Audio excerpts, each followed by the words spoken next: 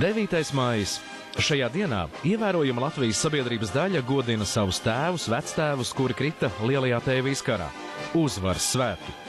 Zīmīgi, ka daudzus gadus pēc Otrā pasaules kara Padomju Savienībā tie nebija svētki. Staļins nevēlējās akcentēt šo dienu, kas miljoniem cilvēku atgādināja kara šausmas. 9. maiju 1965. gadā ar trekniem burtiem Padomju kalendārā ierakstīja Leonids Brežņevs. Līdz pat šai dienai Maskavā ik gadu ar grandiozu militāro parādi Krievijas armija atgādina par savu spēku un varenību.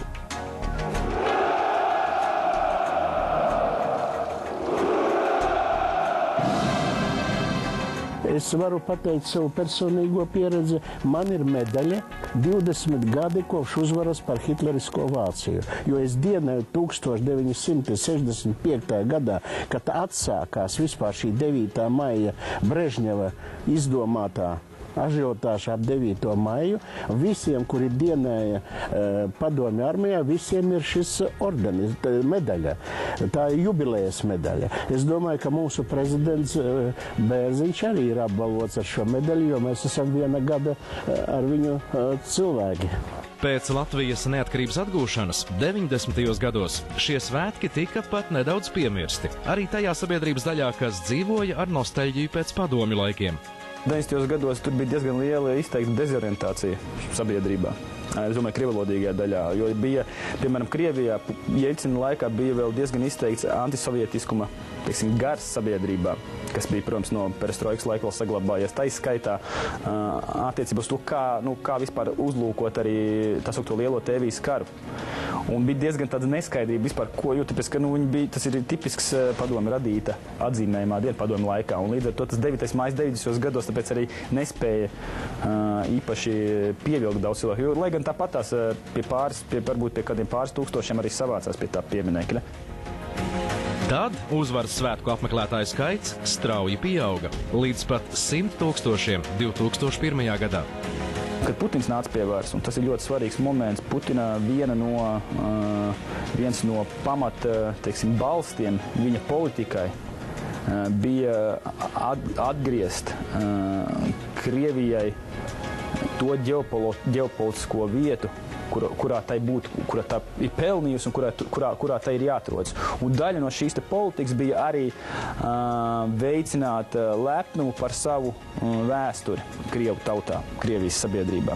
Slava России!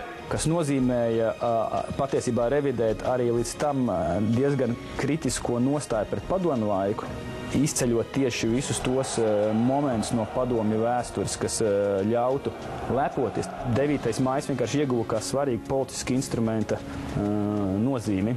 Un, protams, ne tikai Krievijā, jo tur tas bija varbūt pat daudz vienkāršāk to izmantot, jo, teiksim, tur patiesībā tas 9. maijs nekad tādā mērā nebija diskreditēts vai nebija zaudējis to nozīmi, kā, piemēram, bijušās padomju republikās. Un to var vienkārši redzēt, tas ir tā kā neapbruņot atsredzams, cik milzīgi no 2000. gadu sākumā aug šī te publiskajā telpā rezonance un spiediens ir ceļš krievalodīgajos mēdījos uz to, tā visa glorificēšana, kara glorificēšana, atstājot ēnā absolūti kara upurus, kas sarkanajā armijā bija mežonīgi vienkārši, mežonīgi. 9. maija popularitāti veikli izmanto politiskie spēki. Šis datums iedzīts kā ķīlis starp Latvijas iedzīvotājiem. Kas tos nesvin, tiek uztverts kā fašisma atbalstītājs. Latviešiem tuvāka ir sērošana, nesvinības. Citai mentalitātei tas ir sveši. Uzvaras svētki arvien veiksmīgāk remdē bijušo padomju iedzīvotāju izsalkumu pēc lieliem un saviļņojošiem svētkiem. Latvijas Krievu kopienai nav īsti tādas skaidras dienas, ar kur tu varētu identificēties, kā Krievi vai kā Latvijas Krievi vienalga. Visi pārējie pasākumi ir diezgan stipri orientēti tieši uz latvisko.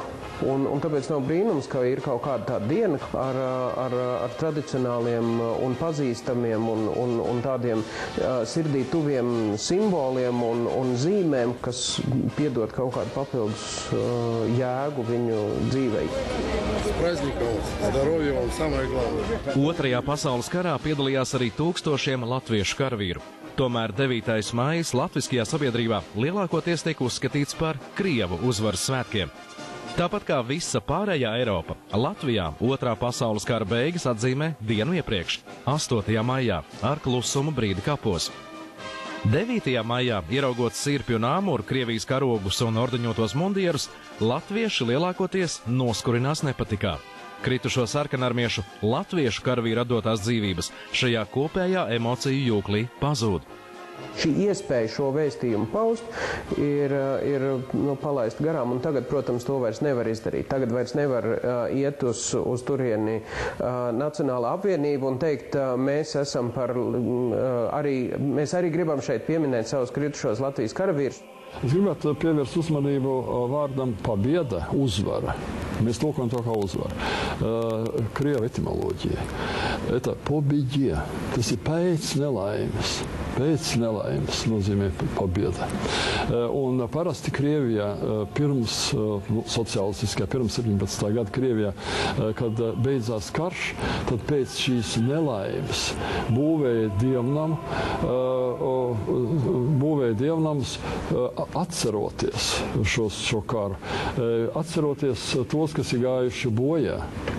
Pareizi būtu Karātavu kalnā uzcelt vienu dievnamu, kurā tiktu pieminēti bojā gājuši upuri, gan no vienas puses, gan no otras puses. Tas būtu tā, kā būtu jāsasvin pēc pareizes Krievu tradīcijas, tā es teikšu. Tas, kas tur pašreiz veidojās, tas ir tāds protesta balsojums.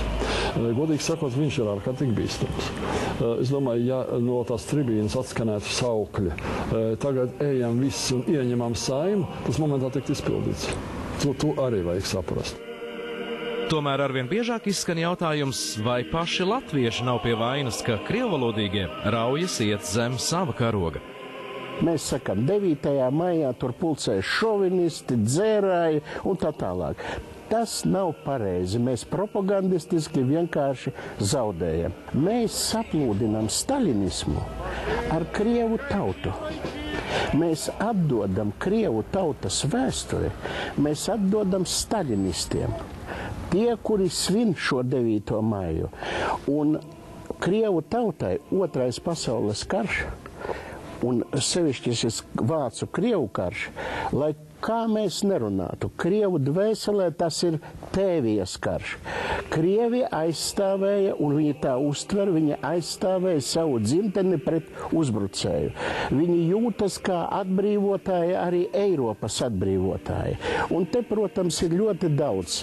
Tātad Krievijas politikā tā ir ļoti slikta izlieto asiņu problēma. Ja es esmu izlējis asinis uz tavas teritorijas, tad šī teritorija man pieder. Vai nevajadzētu mūsu prezidentam atnākt uz šiem svētkiem un arī teikt runu?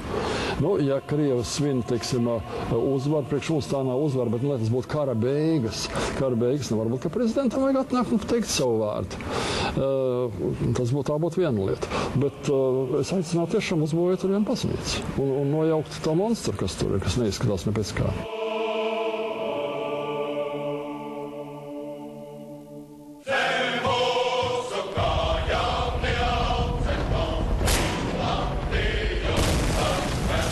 Karš ir cirtis dziļas brūces latviešu dvēselēs. Sevišķi to jūtam un atceramies agrā pavasarī. Katru gadu 16. martā pie brīvības pieminekļa pulcējas tūkstošiem cilvēku. Tie, kuri atceras, godina vecos karavīrus.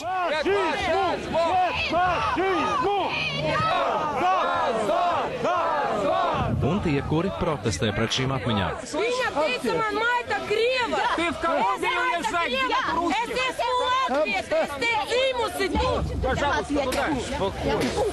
Скотина! Ни в одной стране мира коллаборационистов не пытаются возвеличивать до уровня национальных героев. Исключением являются только две страны – Латвия и Эстония. Šajā datumā Latvija nonāk zem ārzemju mediju lupas. Vai tiešām šeit notiek nacisma slavināšana? Vai esam pārprasti? Jautājumu ir ļoti daudz. Tomēr daudzi no sanākušajiem īsti nezina, kas šis ir par datumu. 1944. gada 16. martā abas latviešu leģiona divīzijas, 15. un 19. Pirmo reizi plecu pie pleca Otrā pasaules kara austrumu frontē pie Veļikajas upes cīnījās pret sarkano armiju. Jauni puiši abās frontes pusēs ziedoja savas dzīvības par nelielu pakalnu, kas militārajās kartēs savs nodēvēts par Augstieni numur 93,4. Šī diena patiesībā nenozīmē uzvaru. Latviešu leģionāru asņēnās kaujas ar sarkano armiju ilga vairākas dienas. Turklāt sarkanā armija jau 26. martā pretuzbrukumā Augstieni atguva. Latviešu leģions cietis lielus zaudējumus, pakāpeniski tika pārvietots. Mītiem apvītais 16. marts, tāds datums, kādu to saprotam mūsdienās, radās tikai 1952. gadā, trimdā. Tūkstošiem kara upuru, tā skaitā arī bijušo leģionāru, cīnījās par izdzīvošanu, strādāja pagaidu darbos un skaidri saprata, ka okupētajā dzimtenē atgriezties iespējams nevarēs nekad. Latvija tik drīz nebūs brīva. Leģionāru piemiņas dienu radīja organizācija Daugavas vanagi. Tā deva iespēju bez tēvzemes palikušajiem sanākt kopā, vākt ziedojumus kara invalīdiem, bāriņiem un citiem kara dzirnu upuriem. 16. marts kā jauns nerimstoša cīņas par simbols, trimdas latviešiem atgādina tautas sāpīgo vēsturi un lika uzturēt cerību. Līdz 90. gadu otrajai pusē arī leģionāru atceres pasākumi, tāpat kā padomju uzvaras diena, sabiedrības uzmanību nepiesaistīja. Pasākumos gan piedalījās politiķi, gan arī augsti stāvošas militārpersonas. Nevienam 16. marts netraucēja. Līdz 90. gadu beigās pēkšņi šo datumu pamanīja Kremlis.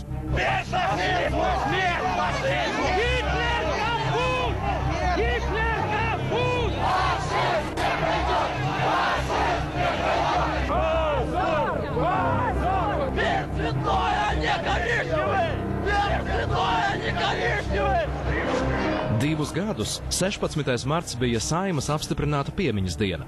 2000. gadā šis datums šķiet uz visiem laikiem tika svītrots no svētku un piemiņas dienu saraksta. Tas bija nepieciešams, lai iestātos Eiropas Savienībā un NATO. Bijām gatavi šo kalendāru lapu nomainīt, lai ērtāk iekļautos mūsdienu Eiropā un nekaitinātu kaimiņu. Ieiet Eiropas Savienībā ar 16. marta identitāti mēs nespēsim, nevarēsim, lai kāda mums liktos šī taisnība. Un kaut arī rakstīti zinātniskie darbi, ir absolūti pierādījumi un tā tālāk, viņi neieiet cilvēku uztverē, cilvēku dvēselē.